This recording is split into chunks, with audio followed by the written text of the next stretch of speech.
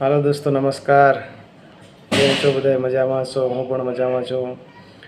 દોસ્તો, મારે આજે ઉધાર પૈસા લઈ જાય છે એને વાત કેવી છે કે જે લોકો ગમે તેની પાસેથી, મતલબ કોઈ સગાવાલા પાસેથી કે કોઈ કુટુંબી, કોઈ ભાઈ પાસે, કાકા પાસેથી કે કોઈ રિશ્તેદાર પાસેથી ક્યારેક ઉછીના પૈસા લઈ જાય છે અને ક્યારે જરૂર હોય ને ત્યારે કે ગમે એની પાસેથી લઈ જતા હોય છે. અને હરેક સમાજમાં ને બધા માણસો એવું કરતા જ હોય છે કે બધાને જરૂર પડતી જ હોય છે એટલે એ કરતા જ હોય છે અને આપી દેતા હોય છે. પણ આ જે લોકો નથી આપતા ને એમના માટે છે કે જ્યારે એમને જરૂર પડે ને ત્યારે એ પૈસા કઢાવવા માટે સામેવાળી વ્યક્તિને એટલી બધી મજબૂર કરી દે છે કે બિચારો દેવા માટે તૈયાર જ થઈ જાય. અને પછી પૈસા દઈ દે અને 2 દિવસનું કહીને લઈ જતા હોય, અથવા અઠવાડિયાનું કહીને લઈ જતા હોય, કે મહિના દીનું કહીને લઈ જતા હોય. પણ વાયદો પૂરો થઈ ગયા પછી એ લોકો જવાબ નથી દેતા.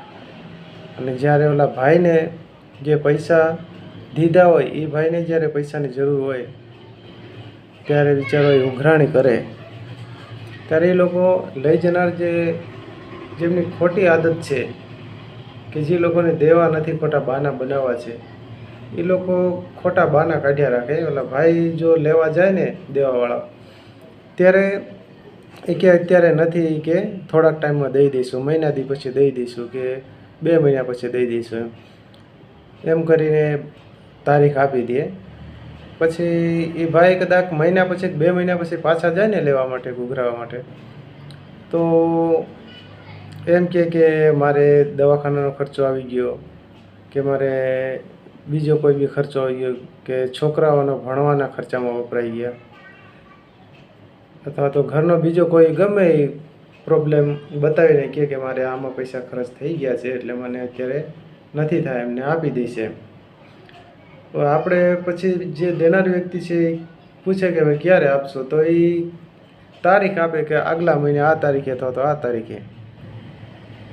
તો ભાઈ ફરી પાછા 2 મહિના કે 3 મહિના પછી યાદી અપાવે, અથવા તો ત્યાં જાય, અથવા તો ન જઈ શક્યા હોય તો કદાચ ફોન કરતા હોય તો એ ટાણે ઓલા ભાઈને તો ખબર જ હોય, લેનારને તો, કે ભાઈનો ફોન આવશે, એટલે એ વખતે ફોન એનો બંધ રાખે. ઘણા ફોન કર્યા પછી પણ ફોન ન એમનો રિપ્લાય થાય કે બંધ આવે, એટલે ભાઈ પછી એમની પાસે જાય, એમના ઘરે જાય. તો 1-2 વખત તો એવું થાય કે એ લોકો ગમે એ બહાનું જ પાછું કાઢી દે કે હું અત્યારે નથી થાય, એમને આમ છે ને તેમ છે ને, ગમે એ બહાના એ લોકો ન દેવાના હોય તો ગમે એ બહાના કાઢે. ભાઈ, એ આપણને તો આવડતા જ ન હોય અને એ લોકો ગમે એ બહાના ગોતીને ના જ પાડે કે ભાઈ અત્યારે નથી થાય. પછી વધારે 2-4 મહિના કે 6 મહિના વરદી થઈ જાય ને પછી ભાઈ લાગટ 1-2 વાર એના ઘરે પૈસા લેવા જાય ને જે દેવાવાળા, એટલે ભાઈ તમને હું વાત પૂછું, આજે લેનાર છે ને એના ઘરે જાઓ ને એટલે એ લોકો આપણને બોલાવે પણ નહીં. આપણે એના ઘરે ગયા હોય તો કોઈ દિવસ આવો, બેસો, ચા પાણી એવું કાંઈ જ ન પૂછે. એમને ખબર પડી જાય કે આ લોકો આવ્યા છે પૈસા માટે, તો એ મોઢું અવળો ફેરવી લે. અને કમસે કમ બીજું તો કાંઈ નહીં, પાણી પૂછો તો કાંઈ નહીં, ચા પૂછો તો કાંઈ નહીં, પણ ખાલી આવો એટલું કહેતા હોય ને, ખાલી આવકારો દેતા હોય ને તો એ સારું કહેવાય. પણ લોકો એ નથી કરતા, મોઢું ફેરવી લે, જાણે એમ કે કોઈ દિવસી ભાઈને ઓળખતા જ ન હોય, એમ કે આપણી કોઈ દી કાંઈ વેલ્યુ જ ન હોય.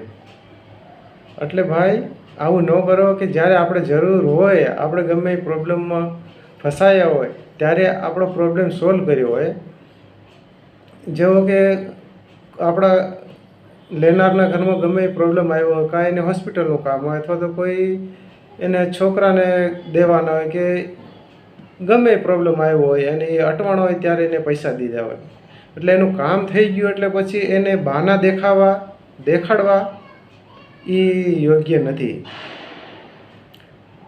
એટલે એવું ન કરો. આપણું કામ પૂરું થઈ જાય, આપણી ગરજ પતી જાય. એટલે આપણે આવો ખરાબ વ્યવહાર ન કરાય.